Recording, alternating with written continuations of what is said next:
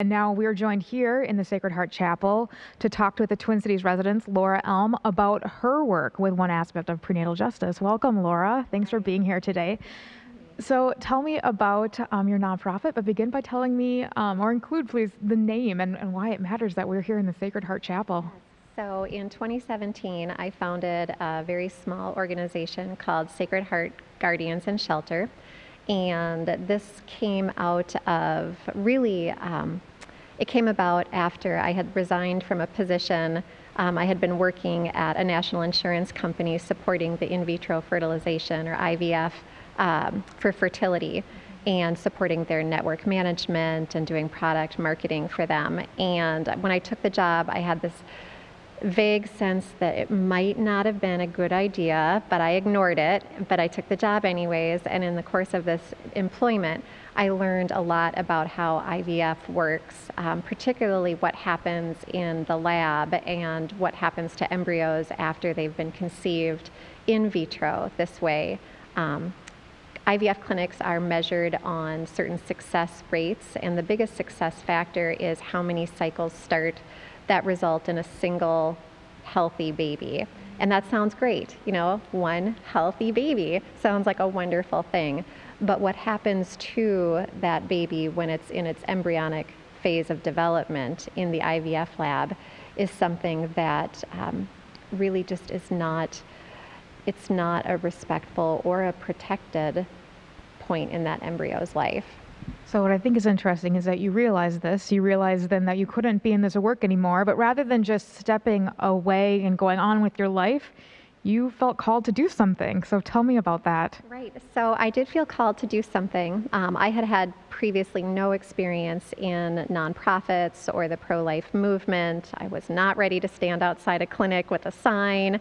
And I really had to think about what to do. And what occurred to me was that this is a population of people, these embryonic human beings who are dying, and they have very real needs. Right now they're being thrown out as medical waste. That's part of the lab procedure in the IVF lab, in the embryology lab. And they are fully human beings, they're fully human persons, and throwing them out as waste is not okay. So I founded Sacred Heart Guardians to reach out to the IVF clinics and ask if they would send deceased embryos to us so that we can provide them with a simple Christian burial instead. So what kind of a reaction do you get from clinics as you've reached out to them with this request? I mean, does this feel like out of left field to them? Is this something that they've ever considered?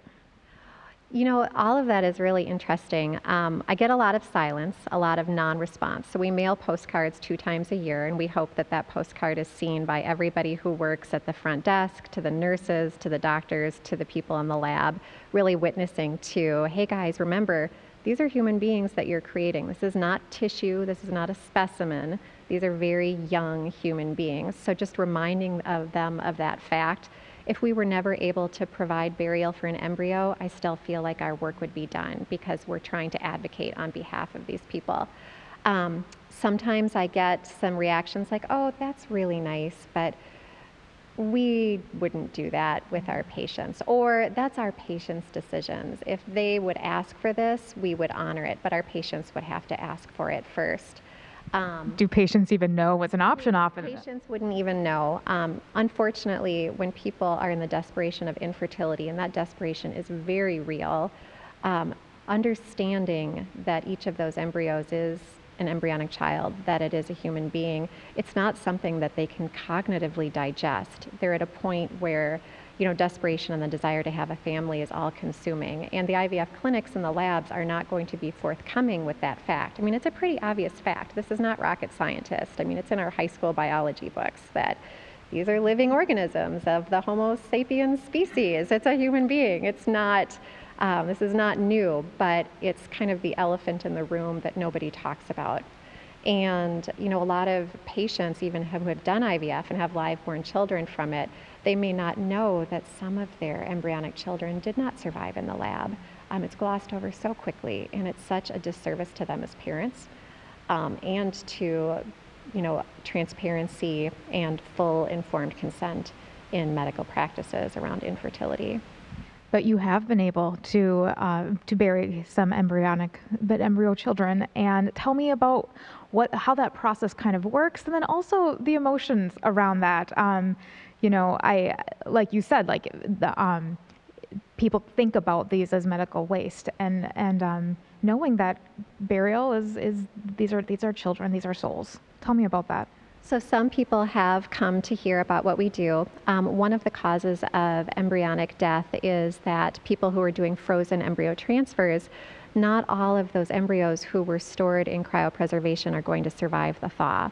Some will not make it and will not be able to be transferred. And those parents oftentimes may have heard of us and have asked to have those embryonic remains sent to us for burial. There's many other reasons, which I won't go into right now, why embryos pass away in the lab, but to date we've provided burial for just under 400 deceased embryonic children.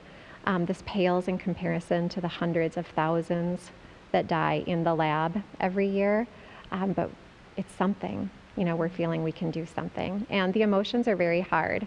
Sometimes I will be shipped 90 deceased embryos. But it's almost harder when I'm sent to, because you really develop that personal relationship of who are these people. God knows them.